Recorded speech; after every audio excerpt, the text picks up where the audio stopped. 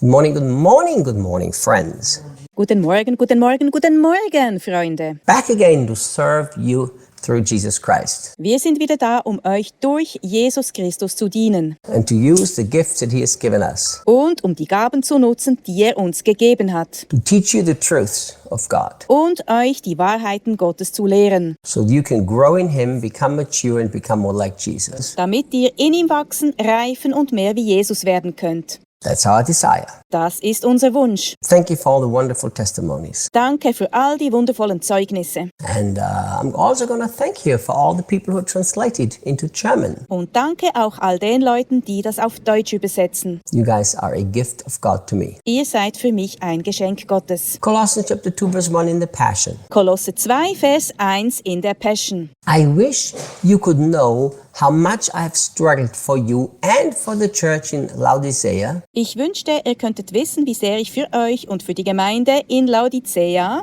and for the many other friends I have yet to meet. und für die vielen anderen Freunde, die ich noch kennenlernen muss, gekämpft habe. Now, if you leave this one sentence just like this, it doesn't make any sense. Wenn du diesen Satz einfach nur so liest, macht er keinen Sinn. Like, why would you struggle for me, Paul? Warum sollte Paulus für mich kämpfen? And why for the church in Laodicea and people you haven't even met yet? Und warum für die Gemeinde in Laodicea und für Menschen, denen er noch nicht mal begegnet ist? Paul, what's going on in your heart? Paulus, was geht in deinem Herzen vor? So look, he explains to us in the next verse exactly what's going on in his heart. Im nächsten Vers erklärt es uns genau, was in seinem Herzen vor sich geht. And this shows his incredible, beautiful heart. Und es zeigt sein unglaublich schönes Herz. I am contending for you that your hearts will be wrapped in the comfort of heaven and woven together into love's fabric. Ich setze mich für euch ein, dass eure Herzen in den Trost des Himmels gehüllt und in das Gewand der Liebe verwoben werden. You know, so basically his deep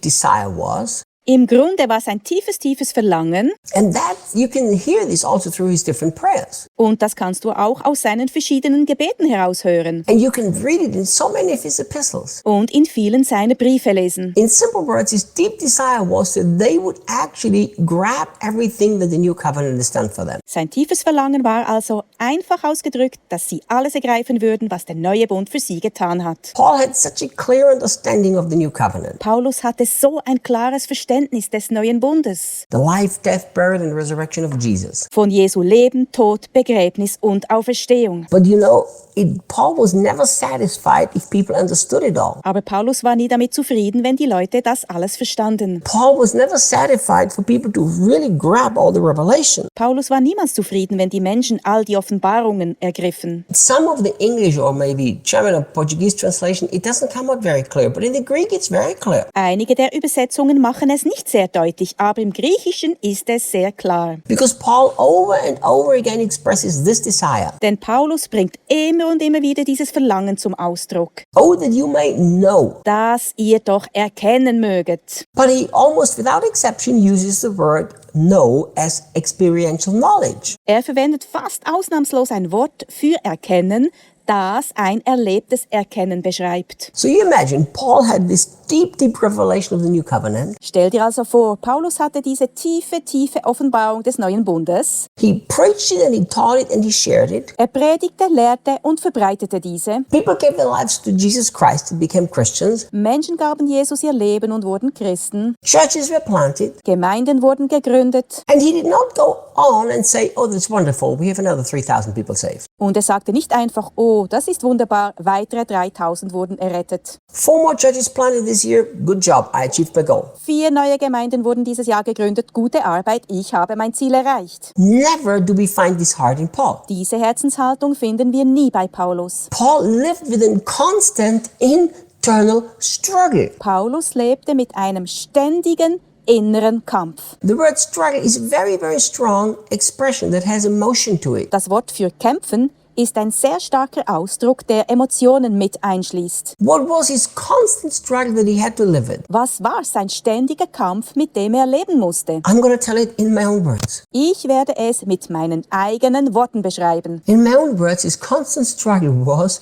that the sacrifice of Jesus would not be in vain. Sein fortwährender Kampf war, dass das Opfer Jesu nicht vergebens sein würde. You know, this was his conflict. Das war sein Konflikt. That Jesus would get the full reward of everything he paid for. Dass Jesus den vollen Lohn für alles erhalten würde, wofür er bezahlt hat. Not the reward, the full reward. Nicht nur den Lohn, sondern die volle Belohnung. See, what's the difference? Was ist der Unterschied? Every single person that gets saved to the preaching of the gospel, that's the reward of Jesus for his sacrifice. Jede einzelne Person, die durch das Predigen des Evangeliums gerettet wird, ist Teil des Lohns für sein Opfer, But it's not the full reward. aber das ist nicht der volle Lohn. Because to the Corinthians, Paul says, many will lose everything, but they will be saved just as through fire. Denn zu den Korinthern sagte er, dass viele alles verlieren und nur wie durch Feuer gerettet werden. Do you know what the full reward is? Weißt du, was der volle Lohn ist? That the people who got saved through believing in the new covenant Dass alle,